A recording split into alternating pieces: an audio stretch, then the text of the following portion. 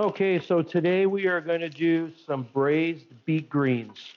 I don't know why, but this year I've suddenly become really, it's like my goal in life is to get people to use the tops of their vegetables, whether it's the beets, greens, the turnips, the carrot tops. So this is one way I like to prepare the greens of the beets. In my pan here, and I wish, oh, if you could be in this kitchen right now. I've taken about a tablespoon of oil and I'm crisping up a little bit of guanciale. So that's the cured pork jowl. You probably noticed now with theme, I really love my guanciale. If you can't get your hands on this, bacon, pancetta works awesome in here as well. And I'm just trying to render out as much of that fat as I possibly can. And I'm starting to crisp it up nicely. And then I want to add half an onion that I've just julienned up. Now, I'm going to put a recipe with this, but I really want you to approach this more as a process. You know, if you don't have bacon or anything like that, you can do without just a little bit of butter, roast your onions, do it that way. If you don't have the beet greens, this works great with kale.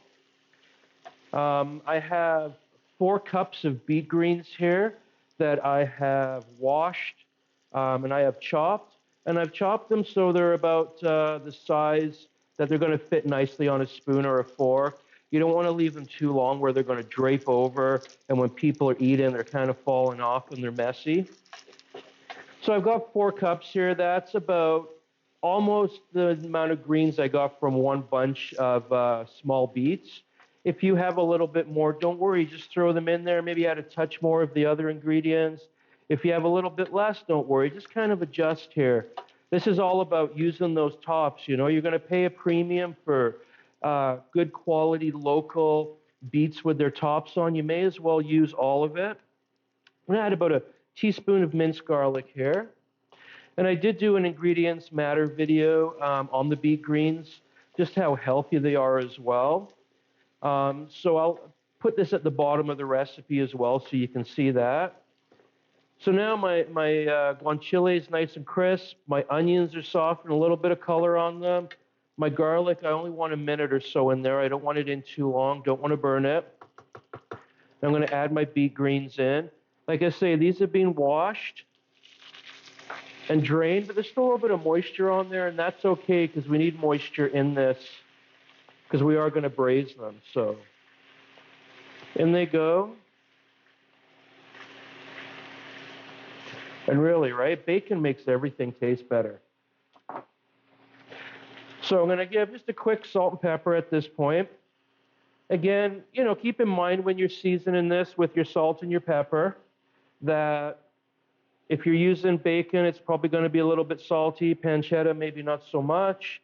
So just add a little bit, and then we can finish it at the very end of the dish.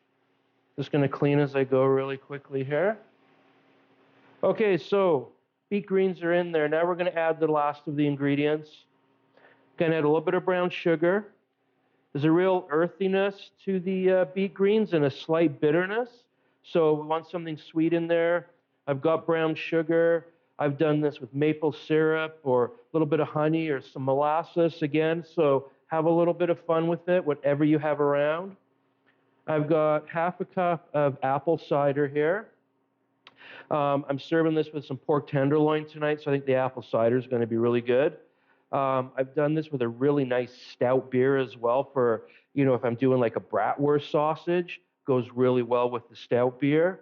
So again, have a little bit of fun with what you're throwing in there. Make this your dish. I'm going to add a little bit of water as well because, again, we're going to braise this down.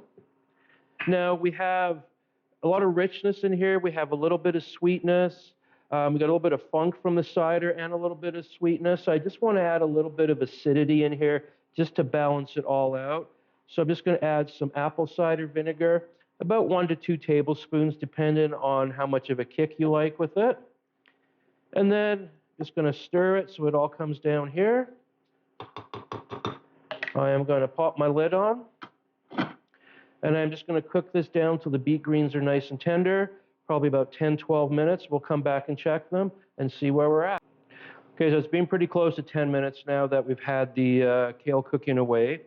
And I should have said, once I put the lid on it, I did turn it down to more of a medium low just for it to cook away. I didn't want it to cook too hard. So now we're going to remove the lid. Oh, the smell, beautiful. So I'm going to turn it right down at this point here. So now we're kind of at decision-making time with this particular recipe. I make it so there's a fair bit of liquid in it because it gives me some options here. I am going to be having this tomorrow with some pork tenderloin. So I am going to cool it down. I'm going to need some moisture when I reheat it. I'm also going to be adding some cooked barley to it. So I'm going to, again, need a little bit of moisture when I do that. If I was going to serve this on its own right away, what I would do is just remove the lid like I have, turn the heat up, and then cook off most of the liquid. But having that liquid, like I say, gives you a little bit of options when it comes to this. Another particular thing that would go really nicely in here is our lentil ragu. So you could just throw in a cup or two of lentils at this point and then cook it down, or tomorrow reheat it that way. Another thing, like again, I'm thinking here now as I'm cooking, a couple of sausages right now, really nice pork sausage. We used to make a cider sausage, brown those off, put them in here. You could braise them in this little bit of liquid and serve them like that, maybe over a little bit of mashed potatoes. So again, that liquid, don't worry about it. You can either boil it away or you can use it to reheat things like barley, things like lentils, put some sausage in. You could even quickly brown off a pork chop and throw it in there and crank the lid on, give it a few more minutes and cook your pork chop in there. I mean, all those flavors coming together. So this is one of the ones I really want you to go on our Facebook page and share what you've done with it and how it's turned out for you, because there's so many ways you could go with this that's just going to give you one big, huge flavor bomb. Okay, so enjoy this. Again, eat your greens, and they're better with bacon.